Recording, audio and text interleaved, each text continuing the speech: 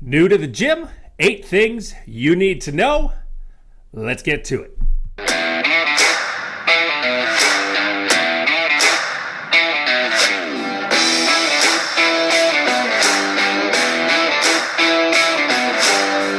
What's going on, guys? I'm Roy Alexander, men's over 40 body transformation, weight loss coach, and host of Barbells To Buddhas, the official place for men who want to live leaner, stronger, longer, and guys, if it's your first time, a hell, and most importantly, of a lot better in your 40s and well beyond. And we do that through exercising smarter, enjoying exotic and delicious foods, while of course staying lean and strong, doing fun and exciting shit, traveling the world, making more money, new friends, new social connections, and maybe even discovering a passion or two that will fire you up to never hit that snooze button again, jump out of bed in the morning, crush your goals in all of those areas, if not more, and maybe even making all your new dreams a reality. And if that sounds good to you, then welcome, my friend, to Barbells To Buddhas. So let's just jump right into it. So you've decided to get in shape, ditch that dad bod, finally, the beer belly, get rid of it. Well, awesome. That is awesome for you. So happy to hear that.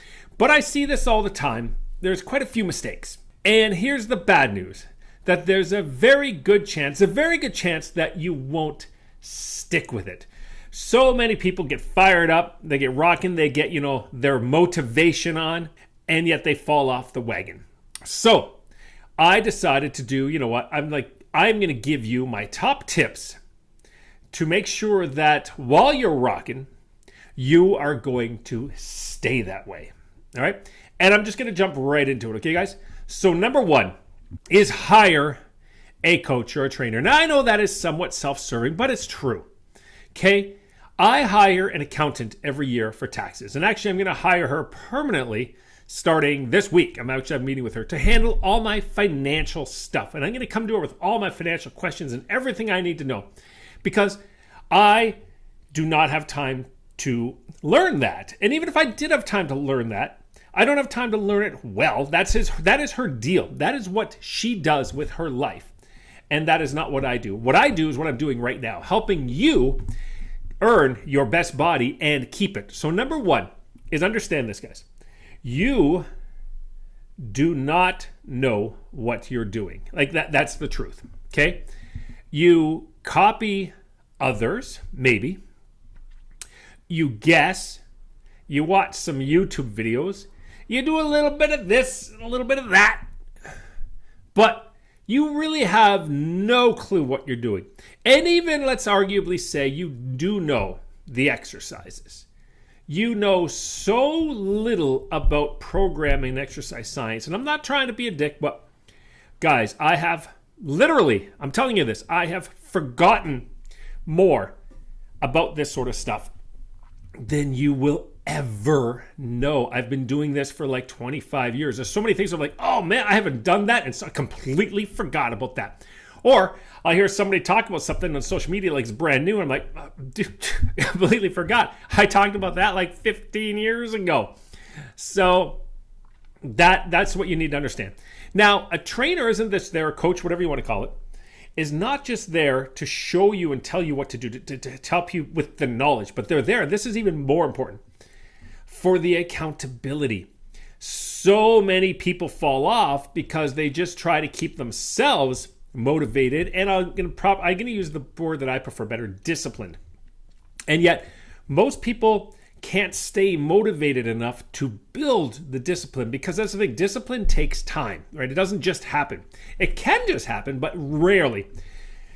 So most people lack the discipline because they never reach that point. So having an accountability coach, that's why I tend to work with people for my minimum is 6 months. 6 months. Because think about it. If you are just getting off the couch, you're not into exercising, it's been 5, 10, 15, maybe even your whole life. Maybe you were just like a magic card kid in high school who just never got into fitness. And now you think you're just going to somehow magically change that and become a fit person. It isn't going to happen. So I am there for at least 6 months to stay on you. And even then, most of my clients, After that 6 months, they end up re-signing because they get good. But, people still, guys, 6 months in the grand scheme of your life is not much. So accountability is already there. So like I said, I don't do my taxes. I don't fix my car. I don't even hang my TV. I just hire somebody to come and do that while I work on my zone of genius. And each one of you has your own zone of genius. Whatever it is you do right now, I don't care what it is, that is what you do. If you draw, if you create models, if you're an architect, if you are a CEO, that is your zone of genius. Leave the health and fitness stuff to a trainer or a coach, and preferably a coach. Because a trainer, to me, this is a trainer. A trainer is somebody who sees you in the gym, puts you through workouts, maybe gives you a program. But really, they're your gym person. They're there the 3 hours a week you're at the gym. A coach, like me, stays on you. I've got to the point where I've done wake-up calls for clients. I'll call them at 7 a.m. to make sure they get up. I will do what needs to be done. I have different clients that have different needs. Some literally just need a wake-up call. There's ones where I have to review your nutrition plan. Ones where I say, hey, you know what? Every time you go to the gym, send me a text. So we've agreed you're going to go Monday, Wednesday, Friday, Saturday, let's say. I want you to text me. I don't care what time it is. If you do it at 4 a.m., just send me a message. Phone's on mute anyways. So just send me a message so I know you've done it. So that's really, guys, what a coach does for you. So that's number one I would suggest for sure. So number two, and this is, the 8 common mistakes newbies make, is you need to do strength, cardio, core, and mobility flexibility, a well-rounded program. Quite often, new people get caught up on the new trends, and so they ignore entire areas. So I'm only going to do strength training because that's the cool thing on the Huberman contest this week, or I'm only going to do VO2 max cardio, or I'm only going to be yoga. I'm a yoga person. No. You need to make sure that you are doing a well-rounded program. So train yourself like an athlete. I'm not saying do an athlete's program, but train yourself like an athlete. I see way too many, even pros, guys in their 40s and 50s who are jacked dudes, but you ask them to twist and they throw out their spine, right? But that's a topic for another conversation. For today, I want to talk about you newbies. And that is just making sure that you have a little bit of that in your program.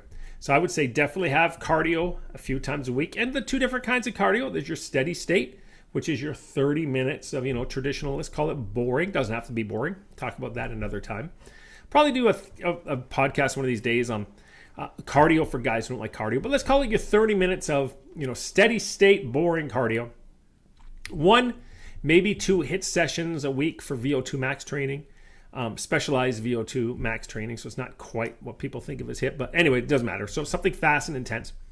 Some weight training, 2 to 4 days a week, depending on your goals.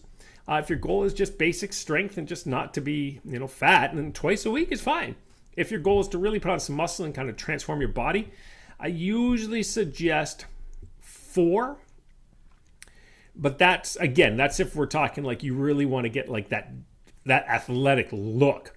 But if you're just a guy who wants to get, drop the belly and just, say, hey, I'm going to wear a size 34 pant, flat stomach, I got 2 times a week of weight training, is more than fine, trust me. And then yoga, some stretching, some mobility work, some flexibility. I would say yoga at least once, if not twice a week. Doesn't mean you have to go to join a yoga school, but you can just find some YouTube videos for that. But some mobility, which kind of course, program at my gym, mobility combines yoga and mobility. But some mobility and flexibility for sure. Probably more often than not. I'm probably at least 3 days a week to do something in there. I suggest to my clients we do mobility and some stretching every single day. So well-rounded program. That's number 2, that mistake that I don't see. I see a lot of people just kind of focusing on 1, maybe 2 things. Now, number 3, most people fall off because they get bored. So try different workouts and see what you like, right?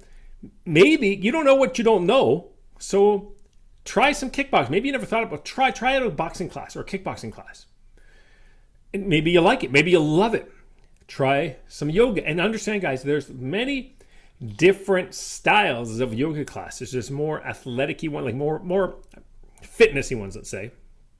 And then there's more relaxing style, like yin yoga, recovery yogas. I have done a 180 on yoga. I used to I would make fun of yoga in my 30s, right? But I've literally now at this point, I've been to India twice, 2 times to practice yoga. And I love it. It's a huge part of my life now. Yoga and meditation. Try some weight training. Try powerlifting. Try bodybuilding. Try strongman. Try machines. Try dumbbells. Try kettlebells. There's lots of stuff out there you guys can try that you might like. Try different kinds of classes. So try different workouts and see what you like. And then start saying, okay, well, I know I got to do my weight training, my resistance training, but this is the kind I want to focus on. I'm going to focus primarily on powerlifting, or primarily on Olympic lifting, or primarily on bodybuilding, or primarily on calisthenics, which is body weight stuff. You can't ignore style because you don't like it. Like I talked about earlier, a lot of guys don't like cardio, so they ignore it. You can't do that, but what you can do is you can find cardio. I enjoy kickboxing. So for me, kickboxing is my cardio. Now, I also enjoy, I don't mind, I like going for a run outside, to be honest with you. Lately, I've actually started this winter. It was just very long and gray and just dull in Vancouver. I've never used a treadmill really in my life. Used one quite a bit this year, but what I did is I set it up for the speed I wanted to go. And I threw the iPad on it. I just watched the shows while I did it. It's not the most fun thing in the world, but it's not terrible. Throw on something you like. Just make sure, okay, I'm going to do a 30-minute workout. I'm going to find a YouTube video that's 30 minutes long, or a show that's at least 30 minutes long, so you're not clicking there and messing around with it the whole time where it gets in the way. Listen to some podcasts on it, crank up some music, like crank some tunes up if you're on a boring cardio. But try, guys, different kinds of workouts because there's so many. And see what it is that you like. Now, number 4, and this is getting back a little bit to number 2. I would say this, I guess it's sort of true and it's not true, but I will say this. Prioritize weight training. So like I said a minute ago, maybe you're into kickboxing and yoga, all these things, but I would definitely say prioritize weight training. I'm going to change it because I kind of wrote this a little while ago. I would say this. Let me make sure I'm not doubling up on any of my things here. Let me see. No, yeah. Okay, so I would say this. The 2 kinds, these are the 3 that I would prioritize. Okay, definitely resistance training, even full body. VO2 max training. So that's a style of cardio. I would prioritize that, meaning like I make sure that I have my weight training program every week. I have my VO2 max training nowadays every week, and mobility. Those are the 3 I'm going to tell you. Doesn't have to be yoga, doesn't have to be stretching and stuff, but those are the 3 that I would prioritize if I had to pick 3 and go say, okay, these are going to be staples in my program forever. Now, number 5, and this is a big one. Focus on solo workouts, not group workouts. I am not a group fitness person. Even though I've taught CrossFit and Krav Maga in many classes around the world, I've taught CrossFit on a rooftop in Bangkok, Indonesia, and China. I stayed for a while teaching CrossFit. Taught HIIT classes, taught lots of stuff, Krav Maga, martial arts. You can't rely on others and outside motivation. You need to develop a program and follow a program that works for you, supports your individual goals, your individual needs, and takes your strengths and limitations into account. So the best results that I see with my clients all the time are one-on-one. And these are the people who make exercise a part of their life forever, and they don't have reliance on other. When that certain 2020 thing came around, a lot of people just stopped exercising, right? Because their group fitness shut down. They just shut down. They're like, well, my motivation's gone. Now, it's okay, guys, to do a little bit of group fitness for fun. And if it's something that to get you at least started, definitely do it. But at the same time, go back to that point 1, if you're into group fitness, and hire a trainer, because a lot of times you just do group fitness because somebody's telling you what to do. So get a trainer to teach you what to do, and he's going to give you an assessment, and he's going to give you what you need for you. So guys, I got a quick ask for you. If you like what you're hearing, could you do me a huge favor? Now, I'm not sure if you're listening to this on Apple, Spotify, maybe watching on my YouTube channel, but could you toss me a quick 5 stars review if you're listening to this, or hitting a quick like on YouTube? And if you have a second, just saying something really nice in the comments, anything you do would really help grow my show. And with that, let's get back to Barbells to Buddhas. All right, guys. So if you are going to join a group workout, then join ones like yoga or small group training that have formalized coaching where the coach or the trainer comes around and helps you.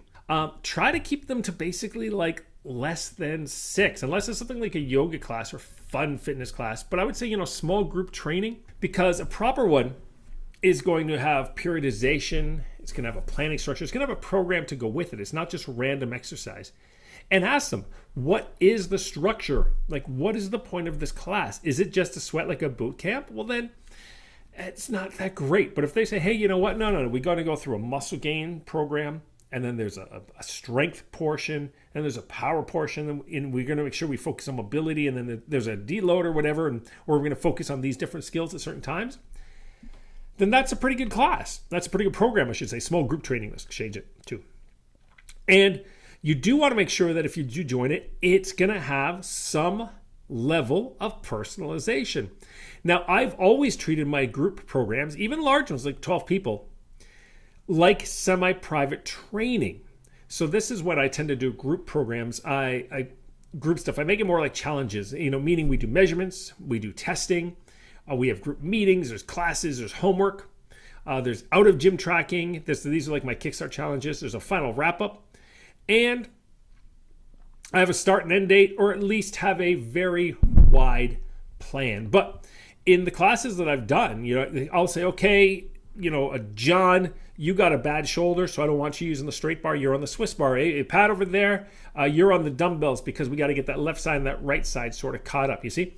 So even though we're all doing, the same program, because it's a group thing, I've personalized it, or at least, customized it to the individual's needs. So I would definitely suggest that, guys. If you're one of those people that needs the motivation, fine, then go join a proper strength and conditioning group program. Or if it's your yoga and your flexibility, flexibility and your mobility to work on, then I would suggest joining a yoga program, but a small, not like 30, 40 people where you're not getting help. That teacher should be coming around once, if not twice, to give you a little bit of help. So those are my if you're going to get in group fitness, guys, that's the way I'd go about it. Now, number 7, and this is a big one too, is don't mistake workouts for all the activity you need, right?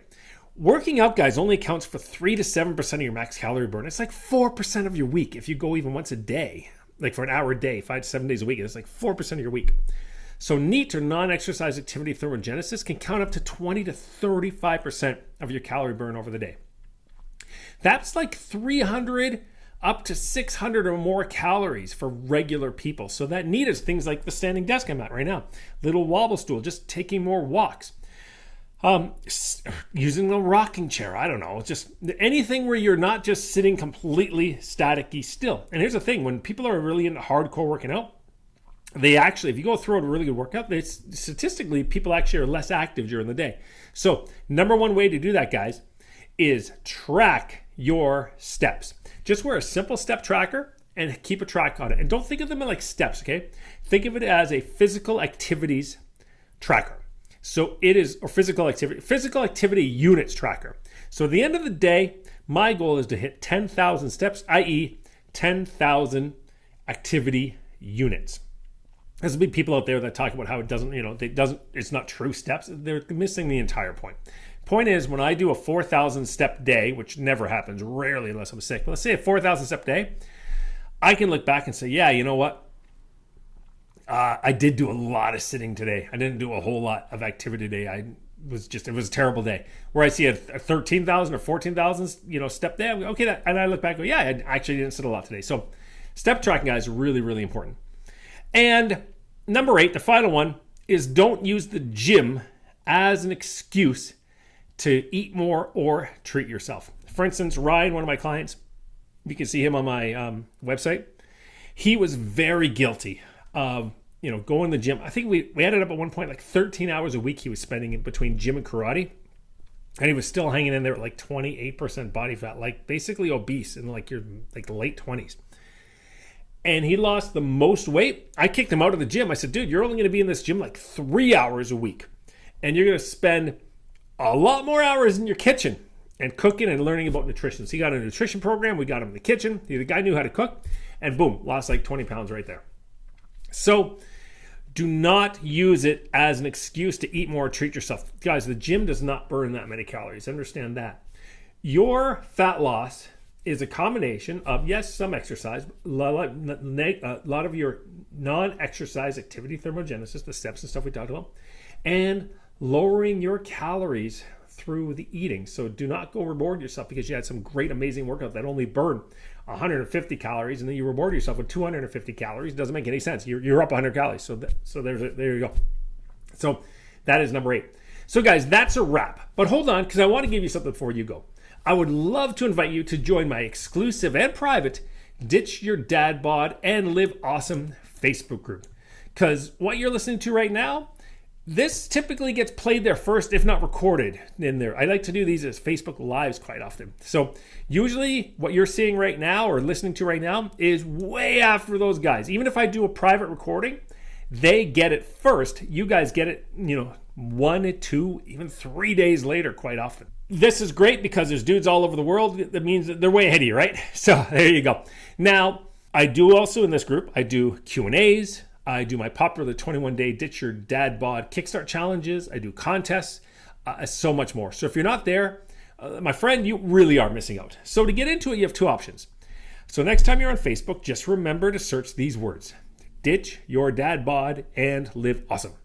Or, and much easier, just scroll to the show notes, whether YouTube, podcast, wherever, and you're going to see the link right there that takes you right to the group. Anyway, I hope you join us. And until next time, I'm here as always to do what? Well, you know it. Help you live leaner, stronger, longer, and a hell of a lot better. Chat again soon.